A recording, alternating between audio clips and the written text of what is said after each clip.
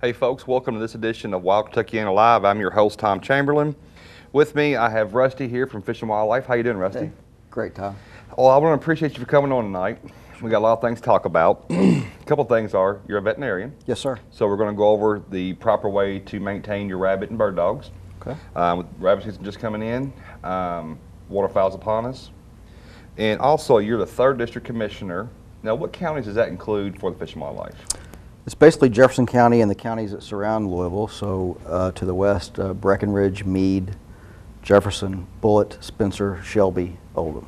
Okay, in your job as a commissioner, and there's a total of 9 commissioners or 10? 9. 9 commissioners total across the state. Right. And your job and responsibilities is to be the voice for the hunters out there and the fishermen out there. I represent the sportsmen and women from the 3rd District, from those counties, and more importantly, I'm the voice for the resources for the fish and wildlife in the state of Kentucky. And that's important because it's a very large job you have of taking care of the resources, so the sportsmen of your district have the opportunity to harvest whatever they want in your area. Sure. Now, how do you get this job? Do you just apply online for it, or is it an appointment? How does it work? It's kind of a hybrid of both. It's a 4-year appointment, and the sportsmen and women of each district will get together and have an election and nominate through election. The top 5 vote getters will then have their names forwarded to the governor, and the governor selects one of those 5 folks. And that's wonderful. And how do you get nominated? Does somebody in the department put it in? Do hunters No, and fishermen put it in? it could be any sportsman or woman in the district that's had a hunting license for the last 2 years. That's all it takes? That's all it takes. Well, that's wonderful. And you have other resources around you that makes you a very good person for this job. For one, you're a big hunter. I've got a duck hunting problem, yes. Is that a problem? Well, sometimes. And you are very knowledgeable on animals, being a veterinarian. I'm the very first veterinarian ever appointed to be a commissioner for Kentucky Fish and Wildlife. So it's a unique opportunity to bring together my passion and my vocation to really help. And that's really great. Now, I know they're not in your district, but you have some insight on the elk population that you'd like to go over? Well, sure. Just the elk are a specific interest of mine. And back when they first came to the state, my uncle was actually on the commission, and I got to go to Eastern Kentucky several times and just see what a fantastic resource that we have brought back to the state. And so they're of a particular interest to me, and I'm very passionate about the well-being of our elk herd.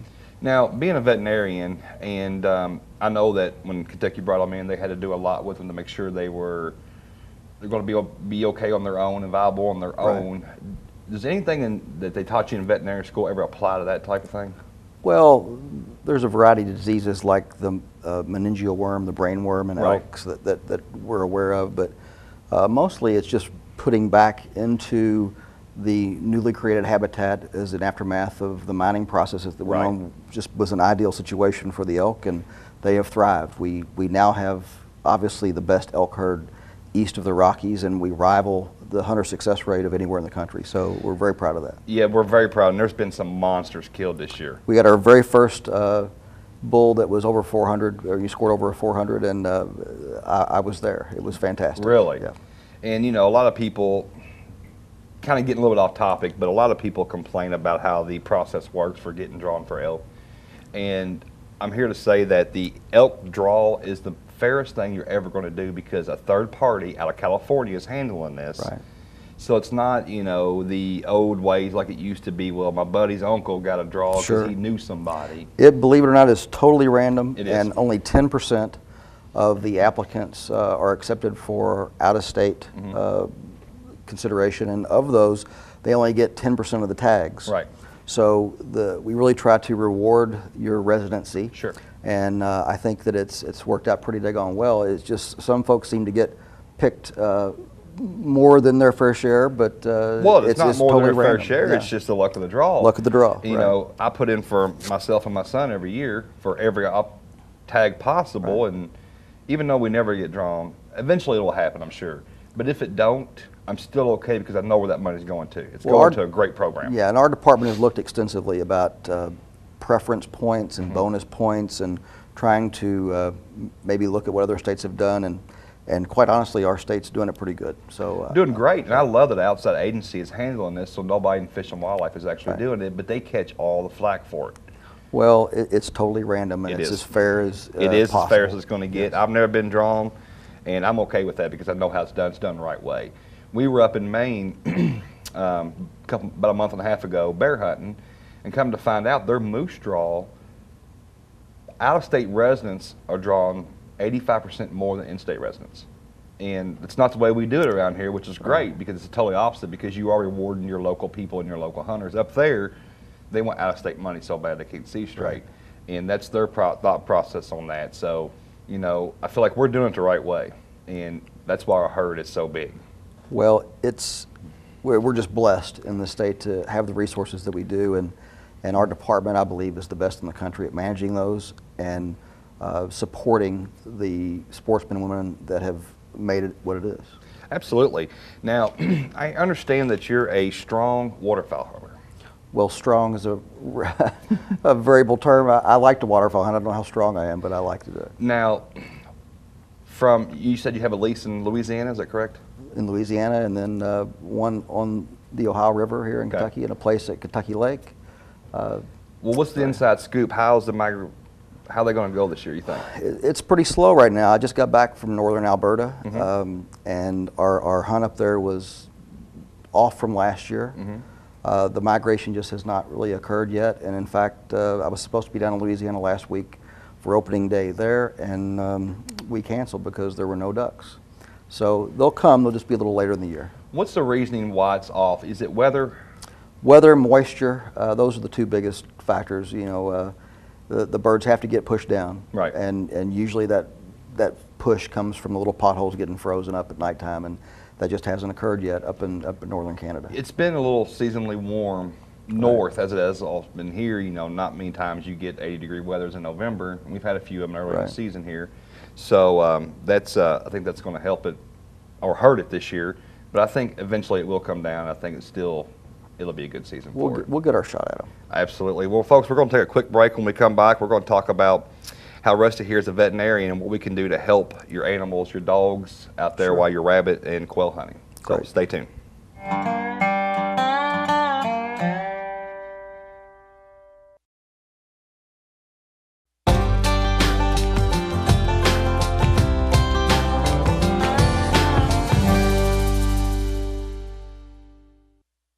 Hey, welcome back, folks. We're here with Rusty, the 3rd District Commissioner for Fish and Wildlife, and he is your voice for Louisville and the surrounding counties. So if you have any issues, you can always go to the Kentucky Department of Fish and Wildlife's website and find the information on how to contact Rusty if you have any questions or if you have any suggestions for Fish and Wildlife. Sure. I mean, Fish and Wildlife is like any other company. They're always looking for suggestions, always looking to make things better.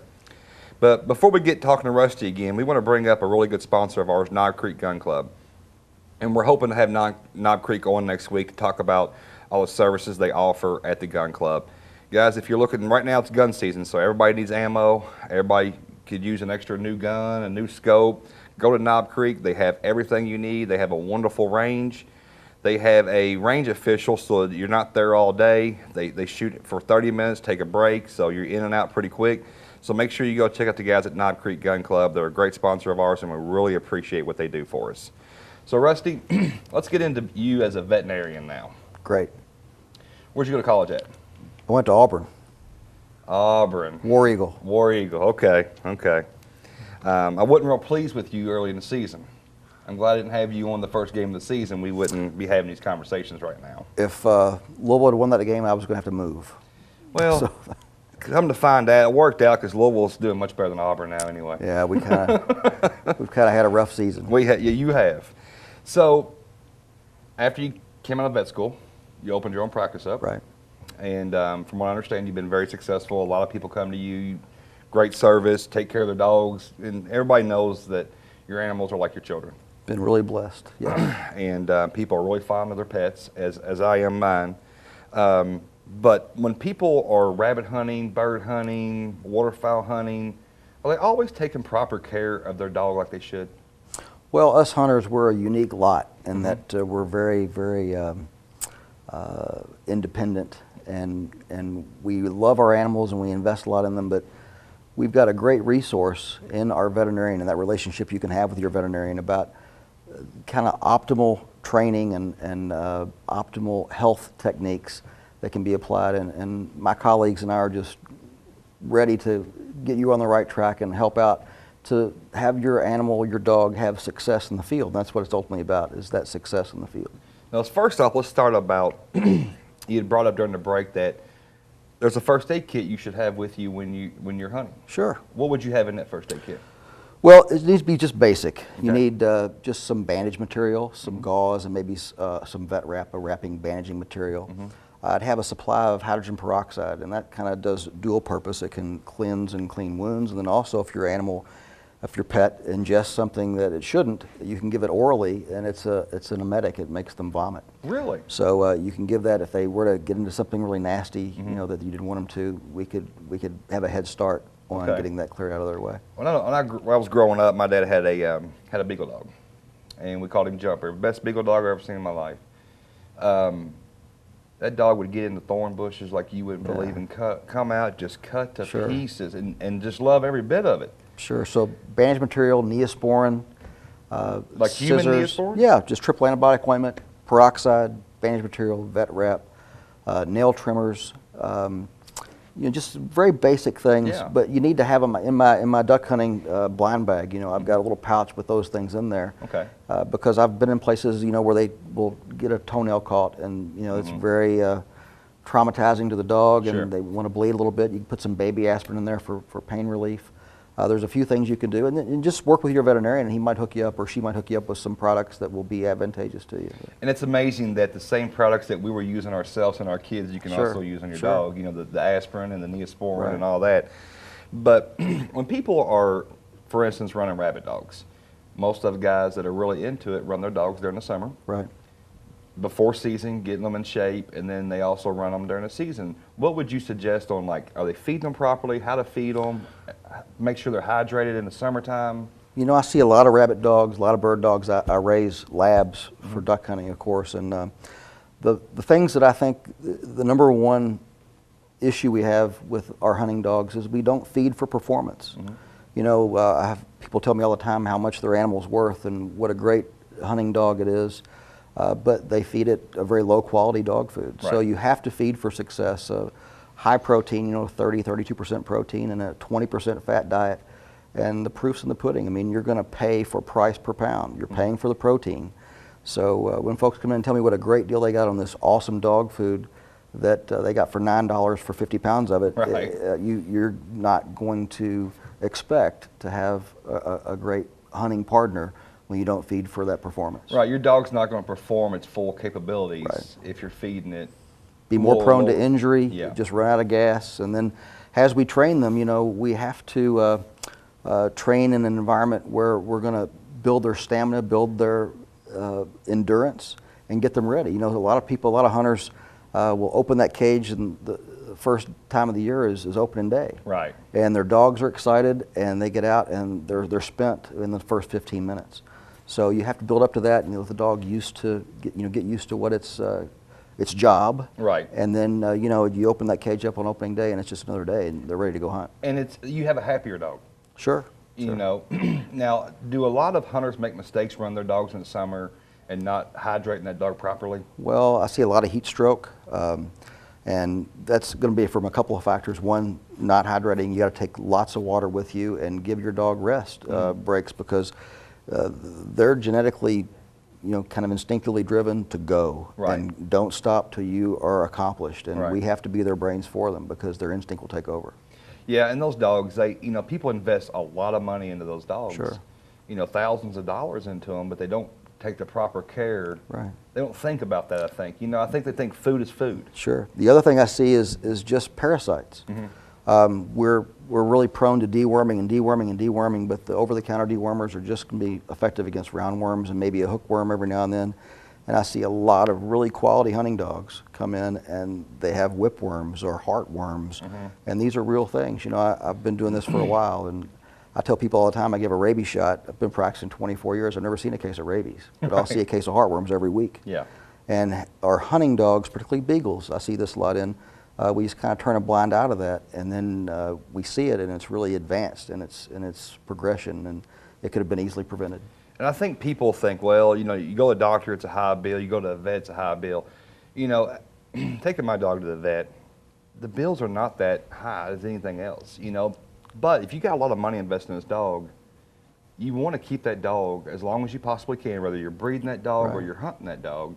So why not spend a little bit more, go to a trained professional, instead of buying the over-counter dewormers, and make sure they're taken care of all the way around? Well, as veterinarians, we want relationships. Yep. We want a relationship with you so we can identify exactly what it is that you're going to need from your dog and how we can help make that happen. And then it's a process, a lifelong process. I want to be there start to finish, and want to have a rapport with you, so I'm there in an emergency. I'm there for the routine things, and then as we age and different parts of the life cycle kind of come into play, we're able to be partners and make sure that you get the most out of your dog possible. That's right. Well, folks, stay tuned. We'll be right back from a commercial break where we're going to talk with Rusty a little bit longer.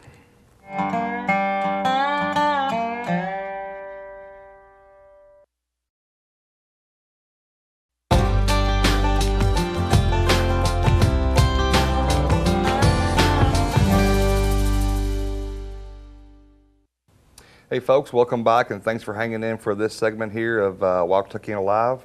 We've got Rusty with us, 3rd District Commissioner for Fish and Wildlife, and like we said earlier, he is the voice for our area right here. He's the go-to man if you've got any problems or any suggestions. Make sure you go to the Fish and Wildlife website, under Contact Us. Is it under Contact Us? It's under staff and that's right. Members there. I think the website's going to come up. Yep, and you'll be able to go over there and check them out.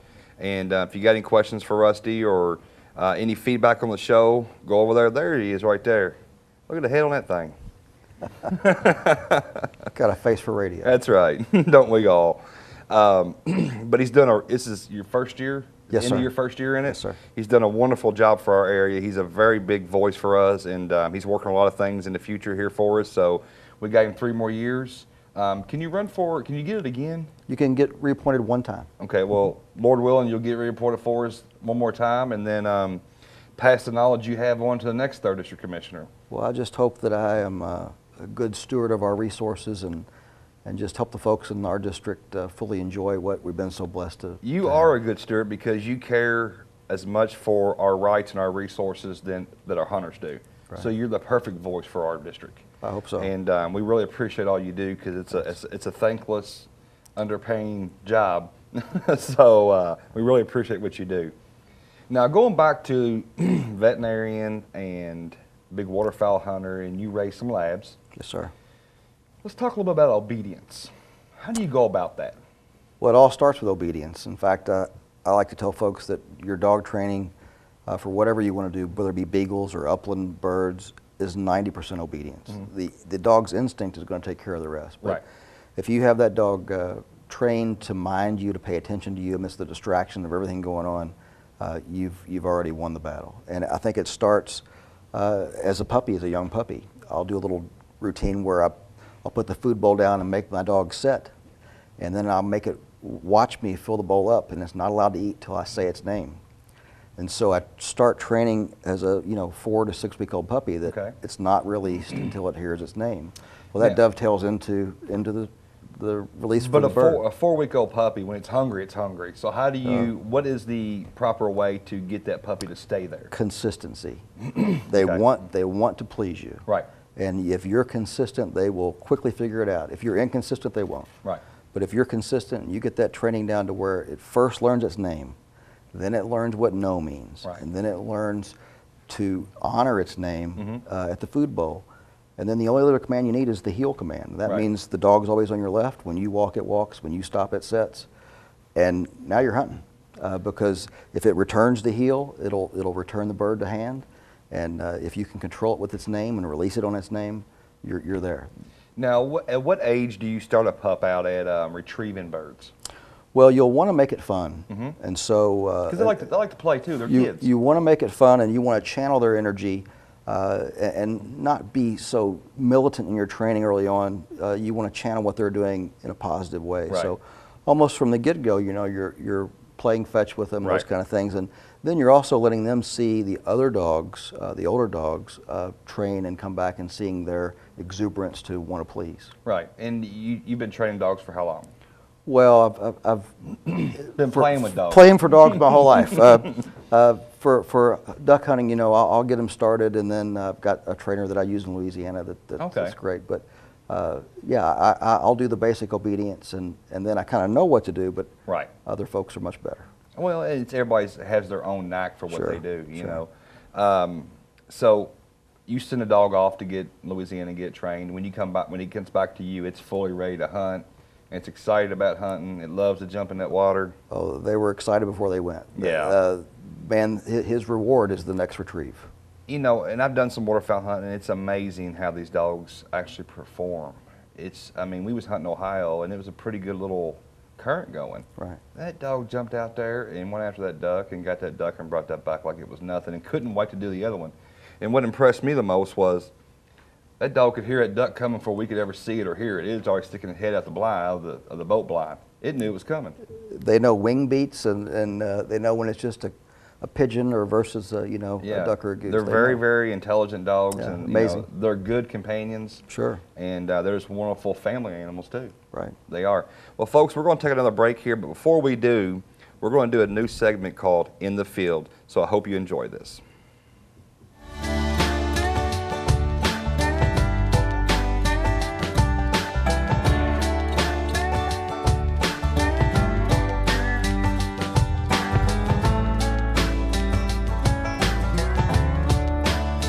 Hey folks, we're going to be bringing you some different tips in the field, and we're going to call it In the Field.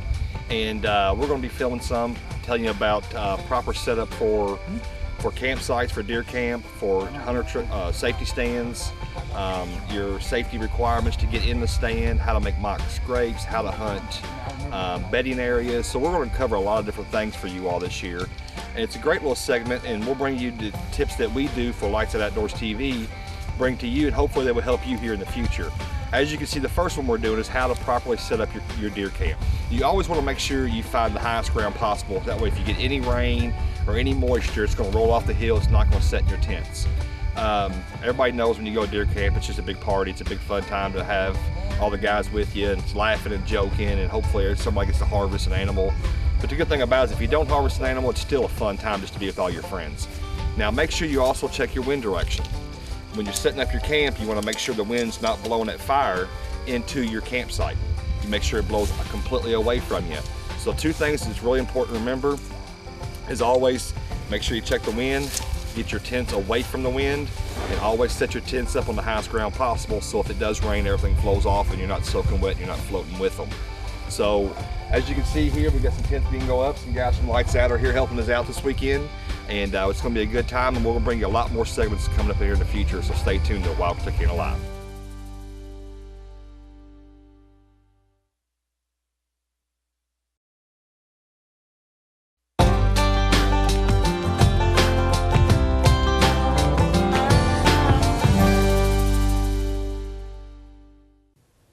Hey guys, welcome back to Wild Kentuckiana Live. I'm your host, Tom Chamberlain, and I hope you enjoyed that new segment of In the Field. So let's recap a little bit. We had Rusty on, 3rd District Commissioner. He had a lot of great information as far as maintaining your hunting dogs, to being the voice for us hunters and fishermen in our region here. So now I'm really excited about this next segment. I have Ivan and Nancy, and Ivan is the Executive Director for the Hunters for the Hungry Incorporated in Kentucky, and you are with Kentucky Whitetail Access. And it's two wonderful programs that I can't wait to dig into, because I really feel like our viewers are going to really enjoy this segment, because not only is it a stewardship that that you are providing for our state, but there's a lot of good information that you have that can help people out. And I want to start with you. Can you give us a little background on the Hunters for the Hungry, how it got started here in Kentucky? Sure. Back in the year 2000, the then Deputy Commissioner, who was Roy Grimes, came to the Safari Club International and asked them to consider taking the program that they had already started providing wild game meat to places like Wayside Christian Mission, and to take that statewide. And so we agreed to do that, and we partnered up with the League of Kentucky Sportsmen, National Wild Turkey Federation, Rocky Mountain Elk Foundation, Kentucky Bowhunters, and various other similar organizations to pool our resources to go throughout the state and find processors who are willing to participate in the program, and also to find organizations that were charities that would be beneficiaries of the program. It's a wonderful program. It's a nonprofit program. As you told me before we went on, there's no paid employees. Everybody does it as volunteers. Right. You have sounds like a very strong board with a lot of intelligent people behind this, so that's half the work right there. A lot of misconceptions on this program is, as a hunter, I kill a deer, I take it to a processor, they're still going to charge me even though I'm donating it to you all. That's a very big misconception, and it's not true, correct? That is correct. Anytime that a hunter wants to bring a deer to a processor with Kentucky Hunters for the Hungry, all they have to do is donate the deer. Right. And the processor has a quota from us, and as long as it's within that quota, they will take the deer and they will process the deer for free, and the hunter does not have to pay for it. And then once the deer is processed, the processor will call us, and we will arrange for a charity to come pick it up.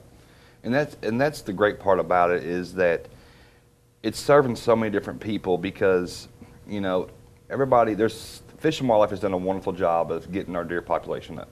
There's plenty of opportunity for people to harvest animals, and sometimes a lot of people are in zone ones can harvest as many does as they want.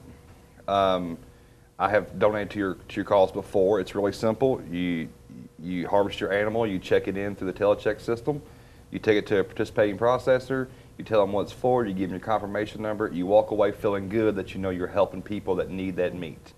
And you'll use it for soup kitchens and just a variety of other different places across the whole state of Kentucky, correct? That is correct. The people may be aware of one of our partners, which is Dare to Care, Right. which is involved with picking up the meat and distributing it to places like Wayside and other Kentucky Association of Food Bank members. But we have processors throughout the state. We've got over 40 processors throughout the state, and we've got 50 or more charities that benefit from those processors, the meat that they process.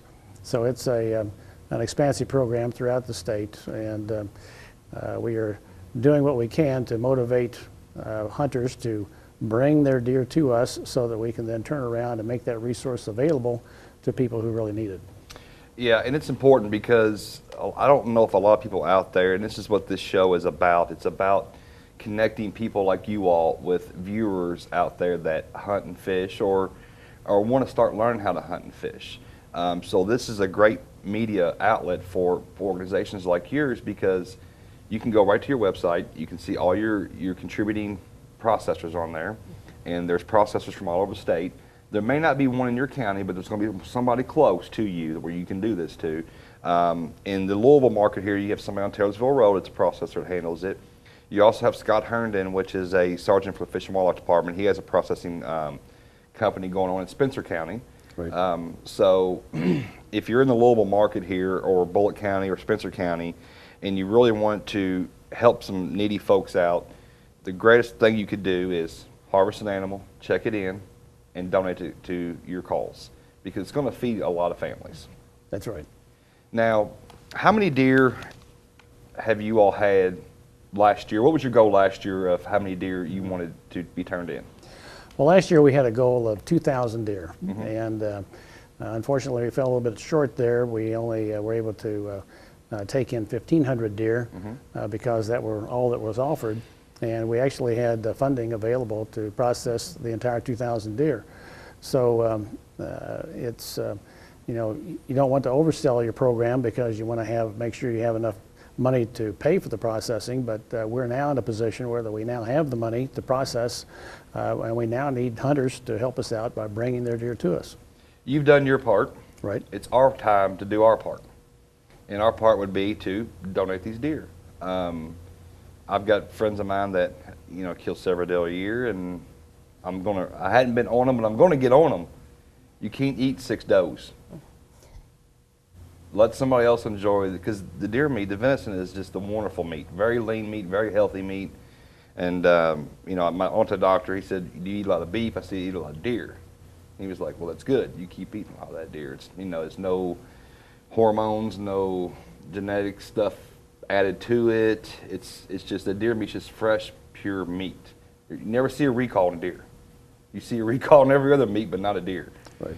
So, folks, if you're out there and you have the opportunity to harvest an animal, please be generous. Take it to a processor, donate it. Let's help some of these people out. What's your goal this year? Well, once again, our goal is we're going to try to reach 2,000 deer if we can possibly take that many in. And so we would like to be as close to that as we possibly can be, and that's why we're trying to appeal to as many people as possible to up the ante, if they will, and go back out into the field and to harvest another doe. Now, I know with the gun season just coming in this weekend, the numbers are probably just going crazy, but do y'all have any idea how many have already been donated this year? Do you even have that number yet, or is it too early to even tell? Well, we really don't because, you know, we have processes throughout the state, and some of them are taking a lot of deer in, and some of them haven't seen any deer yet. So it's kind of a mixed bag. Right. But it's one of those things where that if we can get the deer in the door, we can find a way to get it processed and to get it paid for, and to then have it distributed to a part of the state that really needs it.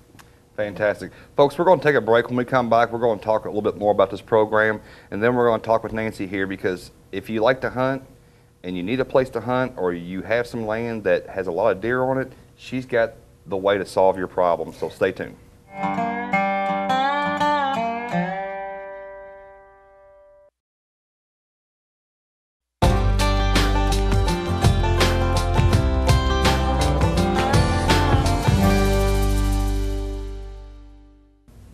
Hey, welcome back to Wild Kentuckiana Live. I'm your host, Tom Chamberlain, and we're here with Ivan and Nancy, and we're talking about the Hunters for the Hungry, and we're getting ready to talk about your program, which has really got me pretty pumped up. Before we go into your program, you're a nonprofit organization. That's right. So how does the funding come? Because we all know everything costs. Nothing's for free. Right. So where does the funding come from to support this program? Well, we're fortunate to have a relationship with the Kentucky Department of Fish and Wildlife Resources, and they contribute about $25,000 a year. And we also have been fortunate to receive contributions through the Department of Agriculture by way of the Kentucky Association of Food Banks. And so we have had as much as $100,000 of funds available through them. And so we partner up with these organizations, and because of that funding, we're able to then turn around and pay for the processing of the meat that the hunters bring in. And having Fish and Wildlife supporting you all speaks volumes, because everybody knows they're strictly funded by our purchase of hunting and fishing tags. Right. And everybody knows they're always over budget, because there's so many resources out there that they're trying to take care of. They do a wonderful job managing that money. So they don't give to a whole lot of organizations. So for them giving to the Hunters for the Hungry, that just speaks volume how much they really think about your program and what you all do and how good it is for our state, because they're not going to donate money to a program that's not viable for our state. And I truly believe that, and they're a wonderful partner with a lot of different organizations. So that just tells us how legit this company is that you help run.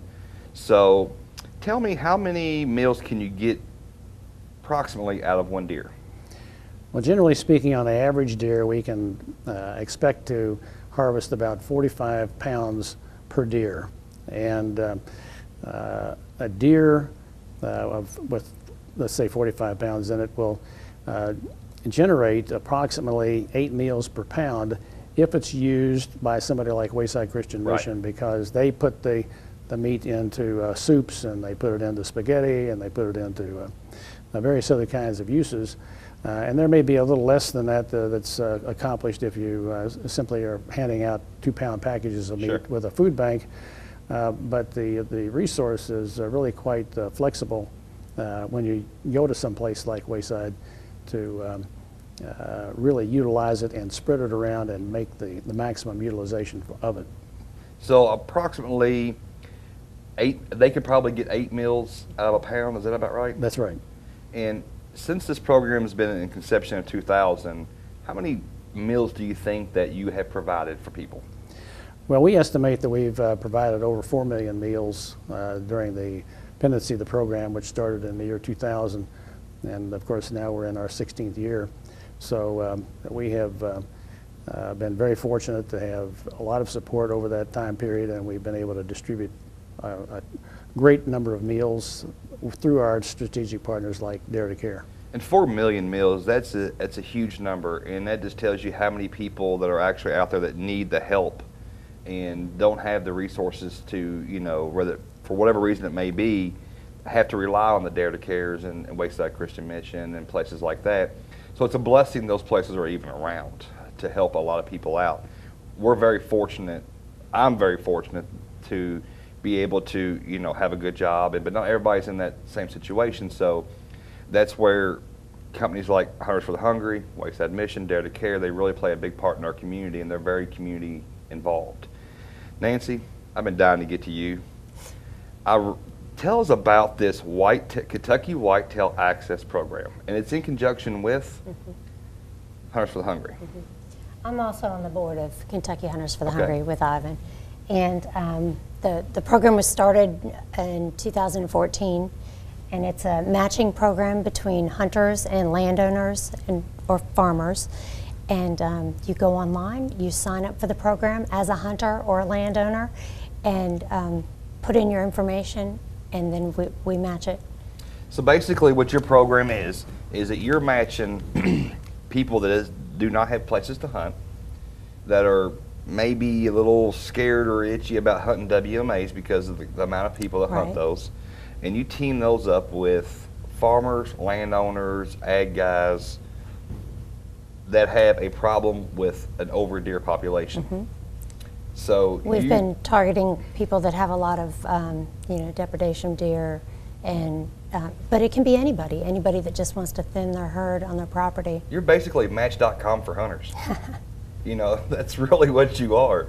You're making a love because, you know, hunters really love hunting, you know, but not everybody has an opportunity to go hunt different places. And, you know, we all know across the state, back to Fish and Wildlife, they've done a great job. They've done their job. They've upped the population like they're supposed to. And it's all on their biologists have done a great job doing that. So there are plenty of farmers out there that have too many deer. They're tearing their gardens up. They're eating their soybeans too much. They're tearing their corn up, which is costing that farmer a lot of money. Because a deer can wreak havoc on a soybean field or a corn field. So you're teaming up these hunters with these landowners, and it's a match made in heaven because the hunter gets an opportunity to harvest an animal and hopefully donate it to Hunters for the Hungry. And the landowner is accomplishing their goal by thinning their herd. Now, approximately how many hunters do you all have signed up right now? We have several hundred. Several hundred. Over 300 hunters. And that's just in the state of Kentucky? Yes. And you're in desperate need of landowners? Yes. And there's no obligation. Once you sign up, you can try the program out, and if you don't like it, you can pull out of it. At any time? Now, we didn't go into this, but Ivan, your background is law. I'm a lawyer, that's right. And I know from leasing lots of property, the first concern that I always hear from a landowner is liability. It's like a cuss word to them. Well, and that's one of the things that we wanted to try to address when we put this on our website, was that the landowner is going to be concerned about that. So we have already established releases that hunters would have to sign in order to participate in the program. And the landowner has also the opportunity to pick and choose among the hunters who apply so that they have control over the program, and to also limit their exposure with respect to the liability because of the releases. In addition, Kentucky state law also protects the landowner from liability if the hunter is not paying for the right to participate in the hunt that's on his property. So he's double protected. He's protected by the state law, and he's protected by the releases that we prepared for them. Okay, folks, we're going to take a quick break. When we come back, we're going to dig a little deeper into this because I know a lot of viewers at home are really excited about this program. We just have to get the landowners excited as the hunters are. So stay tuned. We'll be right back.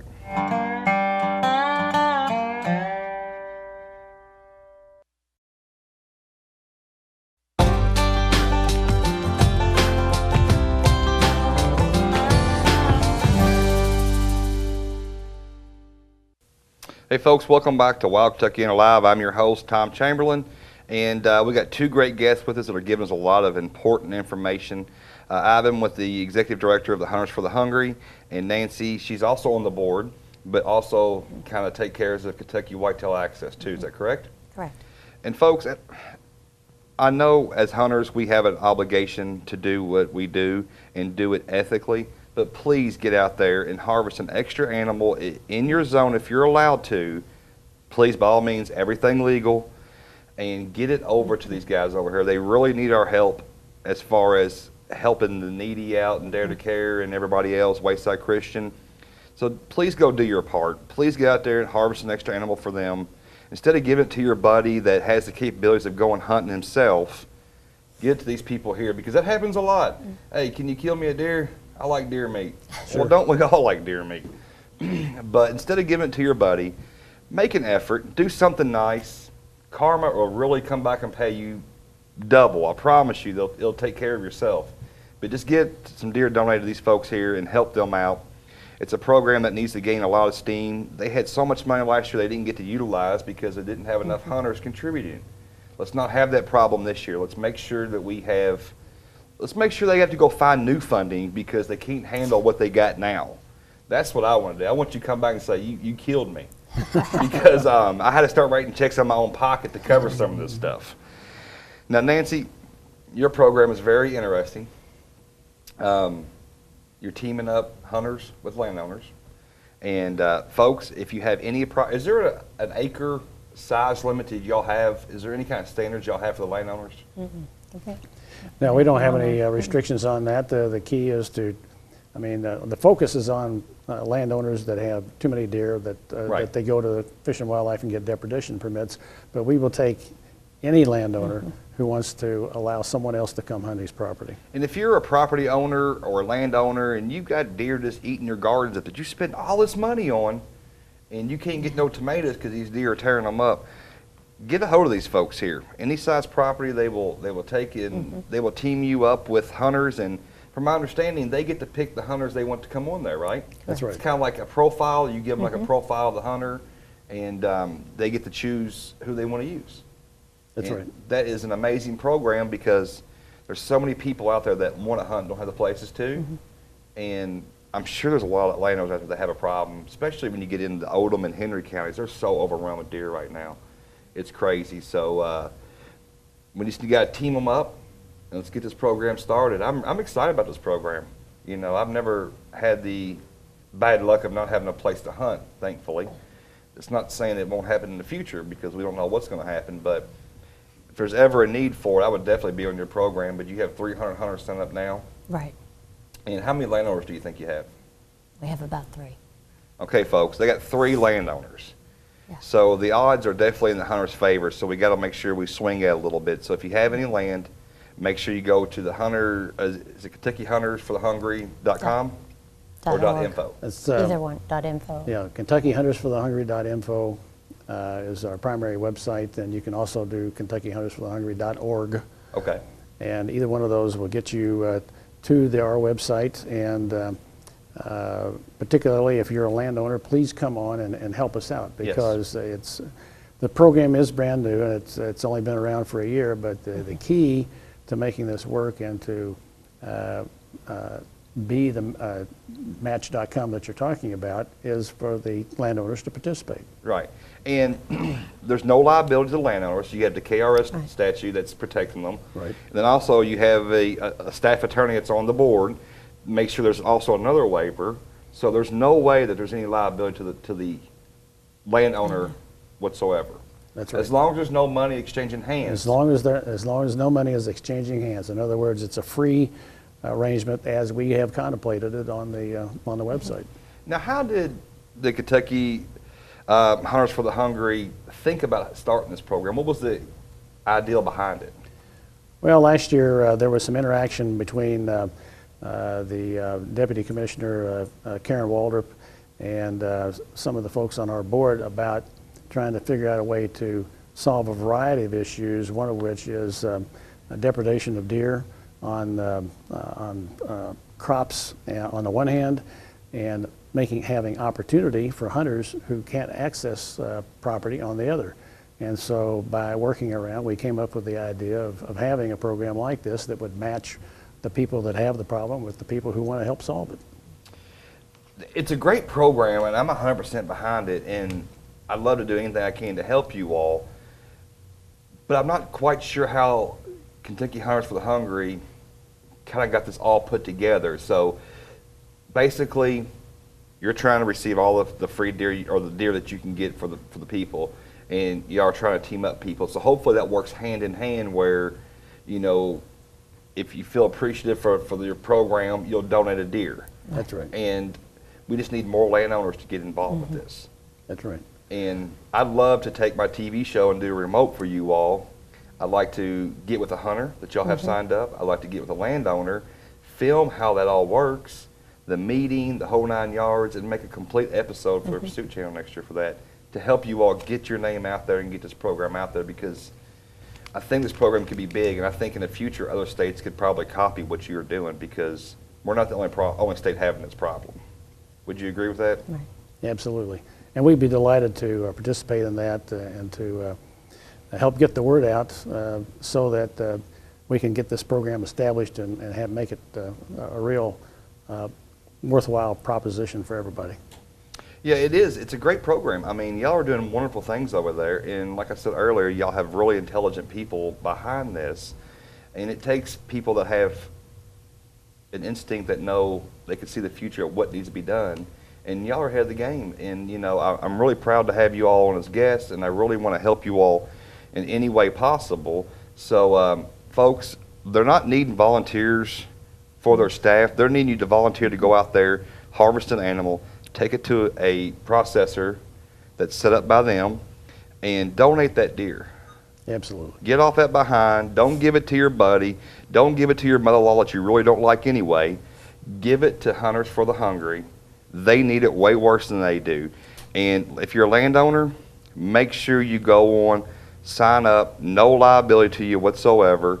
Great programs, great people. I want to thank Rusty for coming on.